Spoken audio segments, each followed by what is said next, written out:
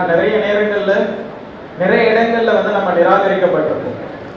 நிறைய இடங்கள்ல நிறைய கம்பெனிஸ் வந்து நம்ம நிராகரிச்சிருப்பாங்க. என்ன காரணம் அப்படின்னா, ஃபர்ஸ்ட் த மெயின் ரீசன் வந்து அதுக்கு உண்டான ஸ்கில்ஸை வந்து நம்ம கிட்ட வளர்த்துக்கிட்டோமா அப்படிங்கிறது தான் ஃபர்ஸ்ட் நம்ம பார்க்கணும்.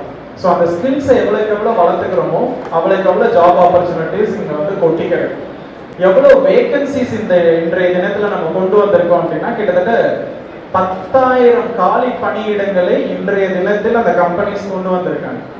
ஆனால் இன்றைக்கு நம்ம இப்போ கொடுக்க போற அந்த அப்பாயின்மெண்ட் ஆர்டர்ஸ் வந்து லாஸ்ட் கேம்புடைய பேசிஸ்ல நான் சொல்லணும்னா ஒரு 10% கூட நம்ம வேகன்சி நம்மளால ஃபில் பண்ண முடியவில்லை.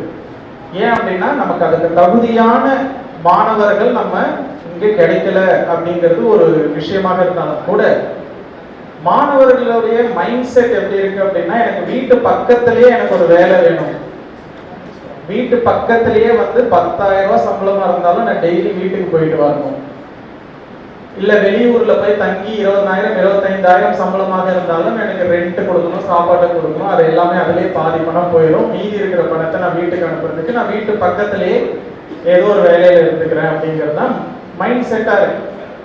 ஃபர்ஸ்ட் திங், வேலை என்பது நான் நிறைய நேரங்கள்ல சொல்லியிருக்கேன், வேலை என்பது பொருளாதார ரீதியில உங்களை மேம்படுத்தும் ஒரு கருவியாக நீங்கள் நிச்சயமாக நினைக்காதீர்கள்.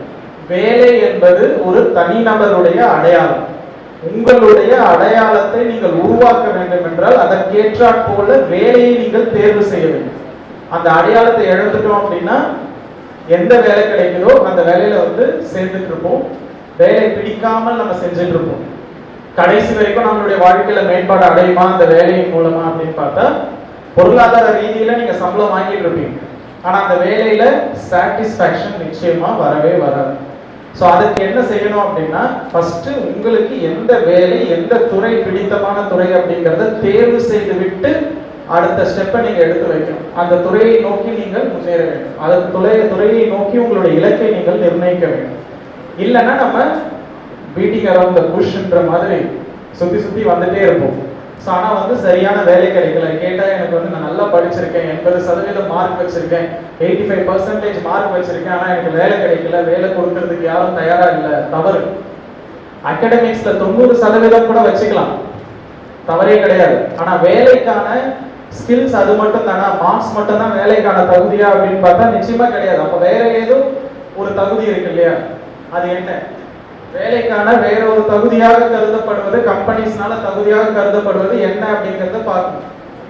அவர்கள் தேடுகிற நபராக நாம் இருக்கிறோமா, நம்மளை வந்து மார்க்கெட் பண்ணிக்கிற விதத்துல ஸ்டேஜ்ல நம்ம இருக்கோமா அப்படிங்கறத நம்ம பார்க்கணும். நான் ஒரு அப்பாயின்மெண்ட் ஆர்டர் வாங்கின அனைவரும் சார் வாங்கி வச்சுக்கிட்டேன், ஆனா வந்து ஜாயின் பண்ணலாமா வேண்டாமா நான் யோசிச்சுட்டு இருக்கேன் அப்படின்ட்டு இருந்தீங்கன்னா தயவு செய்து அப்பாயின்மெண்ட் ஆர்டர் வாங்காதீங்க.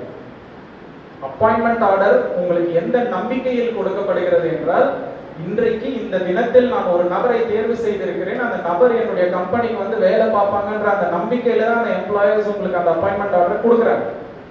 நான் வாங்கி வச்சுட்டு சேரலாமா வேண்டாமா அப்படின்னு நான் யோசிச்சுட்டு இருக்கேன்னா தயவு செய்து அப்பாயின்மெண்ட் ஆர்டர் வாங்காதீங்க. அது அந்த எம்ப்ளாயருக்கு என்ன நடக்கும் தெரியுமா?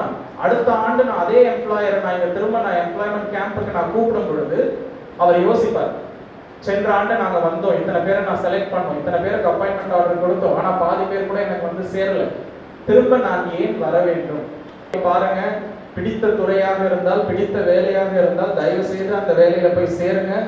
சேர்ந்து உள்ளுக்குள்ளார அந்த கம்பெனியில என்னென்ன ஸ்கில்ஸ் டெவலப் பண்ணணுமோ அதை டெவலப் பண்ணிட்டே போகணும், வளர்த்து கொள்ளுங்க. முதல் ஒரு ஆண்டு, ஃபர்ஸ்ட் 1 இயர் எந்த கம்பெனியாவே இருக்கட்டும், எந்த கம்பெனிக்குள்ள நீங்க நுழைஞ்சாலும் ஃபர்ஸ்ட் 1 இயர் வந்து அந்த கம்பெனியோடைய ஸ்கில்ஸ் என்ன ரெக்குயர்மெண்ட் அப்படின்னு கத்துக்கணும். அதெல்லாம் ஒன்றும் கிடையாது. அந்த கம்பெனிக்கு தேவையான விஷயத்துக்கு உண்டான தகுதியை ஸ்கில்ஸை நான் வளர்த்துக்கிட்டனாலே அந்த கம்பெனி என்னை வேலையை விட்டு தூக்குறதுக்கு வாய்ப்பே கிடையாது. ஏன் அப்படின்னா, என்ன வேலையை விட்டு தூக்கினாங்கன்னா என்ன மாதிரியான இன்னொரு ரிசோர்ஸ் அந்த கம்பெனிக்கு கிடைக்கவே கிடைக்காது. அப்படிங்கிற இர்ரீப்ளேசபிள் பொசிஷன்ல உங்களை நீங்க வந்து போய் அந்த கம்பெனில ஃபிக்ஸ் பண்ணீங்கன்னா டெஃபினட்டா உங்களை அந்த கம்பெனில இருந்து எடுக்கவே முடியாது. நீங்க வந்து நினைச்சிட்டு வேற ஒரு கம்பெனிக்கு சேலரி ஹைக்குக்காகவோ இல்ல வேற ஒரு விஷயங்களுக்காகவோ நீங்களா மாறினாதான் உண்டு. ஸோ இப்படி அந்த எம்ப்ளாயர் ரிலேஷன்ஷிப் அகாடமிக்ஸை தாண்டி நீங்கள் அந்த கம்பெனிக்குள்ள போயிட்டு ஹவ் யூ பர்ஃபார்ம் அப்படிங்கிறத வந்து அந்த கம்பெனி வாட்ச் பண்ணிட்டே இருக்கும். I wish you all the very best to get all success in your life. Thank you so much. Congrats.